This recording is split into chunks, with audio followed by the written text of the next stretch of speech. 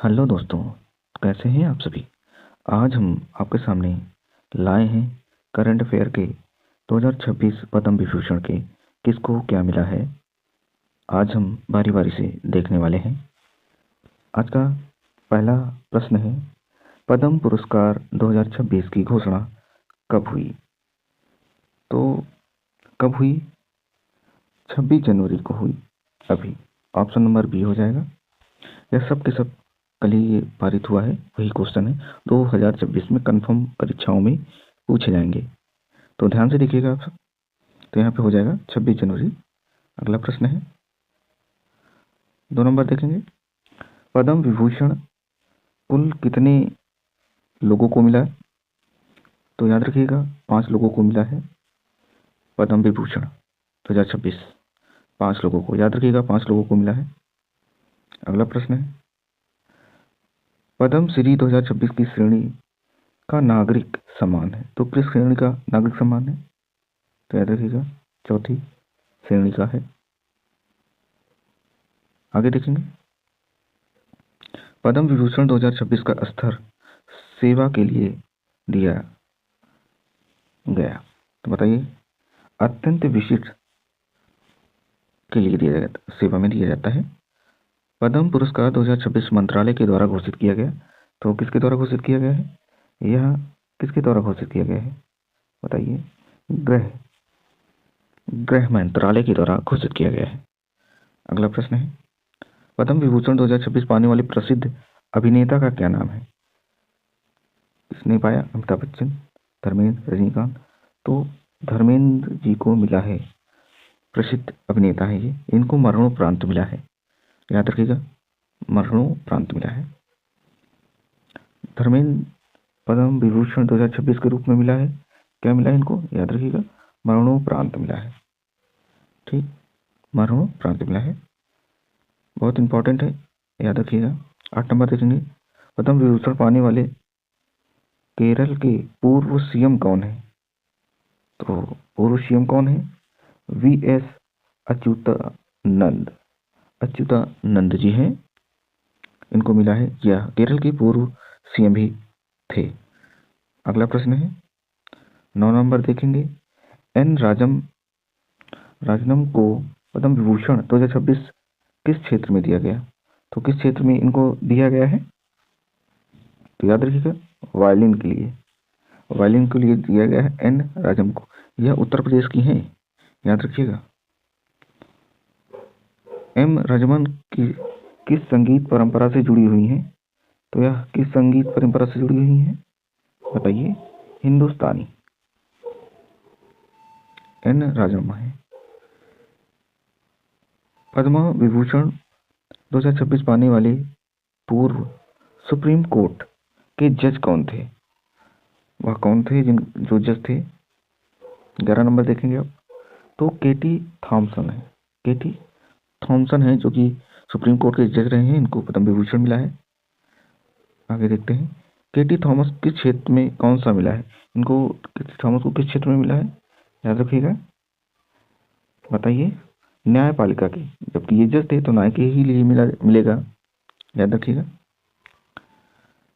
पद्म विभूषण 2026 पाने वाले लेखक कौन थे? याद रखिएगा, लेखक की बात कर रहे हैं। लेखक कौन थे? पद्म विभूषण इनको मिला है। 13 नंबर प्रश्न देखेंगे, तो पी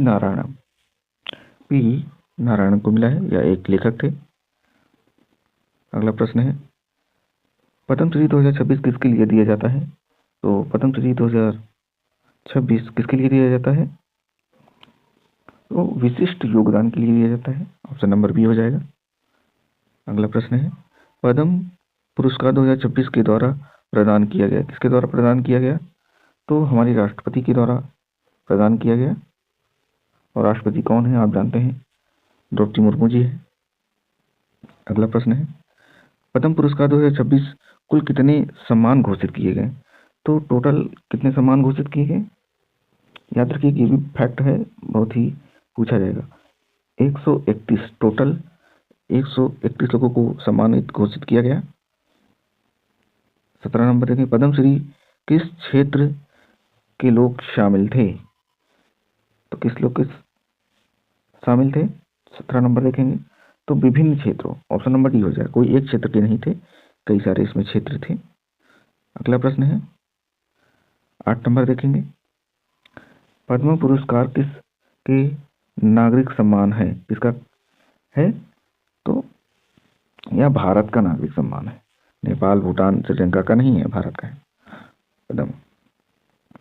पद्म विभूषण 2026 में कितने सम्मान को मरणोपरांत मिला? अभी यहाँ मरणोपरांत कितने लोगों को मिला वो बताना है उस नंबर में, तो 2 लोगों को मिला है, ठीक है, 2 लोगों को मिला है।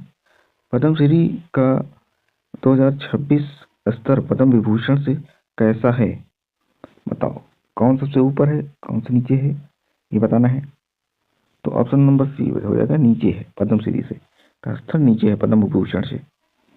अगला प्रश्न है, पद्म पुरस्कार का प्रतीक फूल से जुड़ा है, किस फूल से जुड़ा हुआ है पद्मश्री, तो कमल से जुड़ा हुआ है, याद रखिएगा, कमल से जुड़ा हुआ है, गुलाब नहीं होगा, कमल होगा। पद्मश्री 2026 किसे मिल सकता है, तो किसको मिल सकता है, केवल भारतीय, विदेशी, या फिर किसके लिए होगा, तो भारतीय व विदेशी दोनों लोग को मिल सकता है पद्मश्री। अगला प्रश्न है, पद्म विभूषण 2026 किसे नहीं दिया गया, याद रखिएगा, किसे नहीं दिया गया, बताइए, तो खिलाड़ी को नहीं दिया गया आपकी बार, ठीक, याद रखिएगा, इंपॉर्टेंट है ये, खिलाड़ी को नहीं दिया गया। पद्म पुरस्कार किस वर्ष शुरू हुआ, कब से शुरू हुआ है पद्म, तो 1954 से शुरू हुआ है, 1954 से।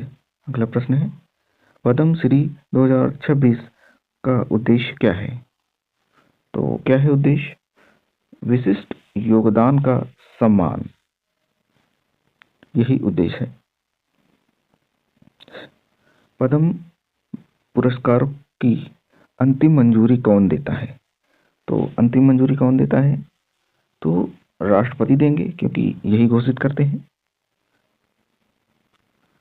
अगला प्रश्न है 27 नंबर, पद्मश्री 2026 में कौन सा क्षेत्र शामिल था, तो कौन सा क्षेत्र शामिल था, तो खेल, शिक्षा, समाज सेवा सभी शामिल थे इसमें। अगला प्रश्न है, पद्म विभूषण 2026 में कौन सी महिला सम्मानित हुई, कौन सी महिलाएं जो सम्मानित की गई, तो याद रखिएगा कौन है, एन राजन, ये हैं उत्तर प्रदेश की हैं, याद रखिएगा, इनको पद्म विभूषण मिला है, यह महिला है।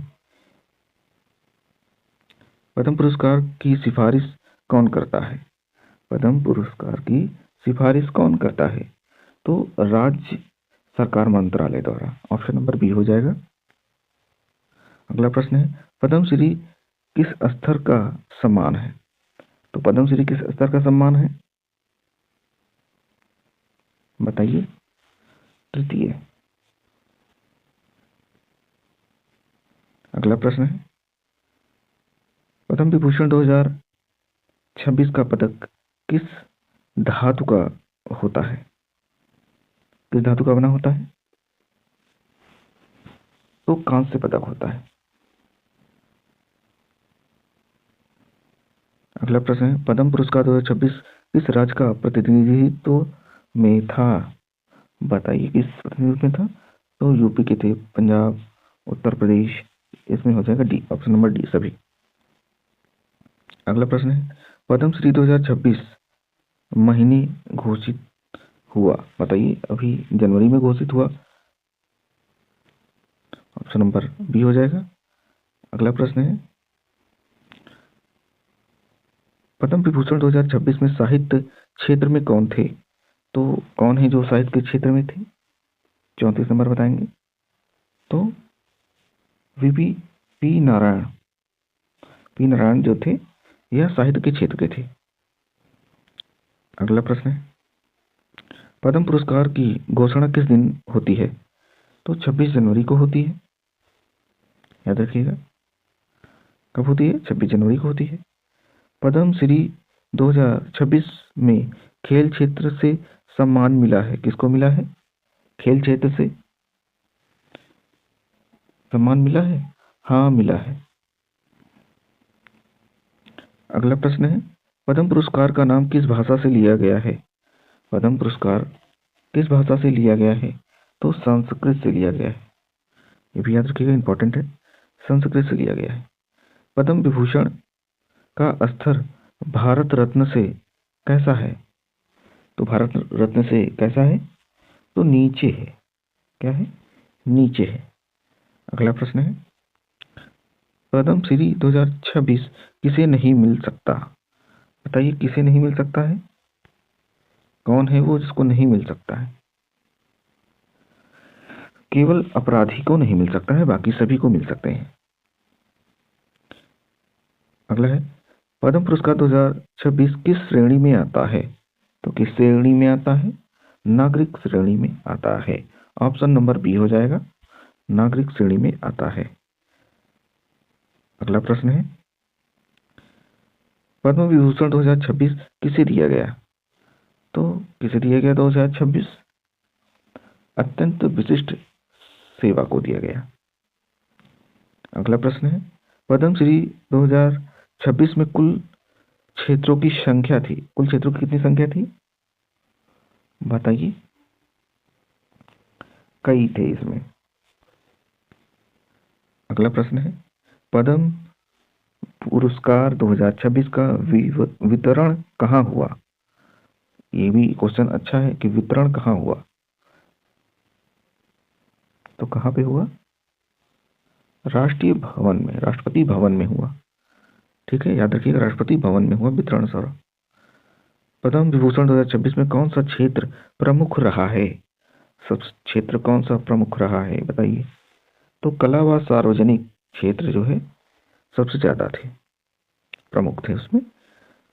अगला है 45 नंबर देखेंगे, पद्म श्री 2026 का स्तर पद्म विभूषण से कैसा था? तो कैसा था? इससे नीचे था। अगला प्रश्न है, पद्म पुरस्कार किस अनुच्छेद से जुड़ा है? तो किस अनुच्छेद से जुड़ा है?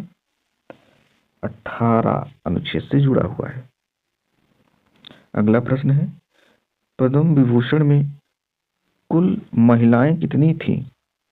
कुल महिलाएं कितनी थी? एक महिला थी, वो भी यूपी की।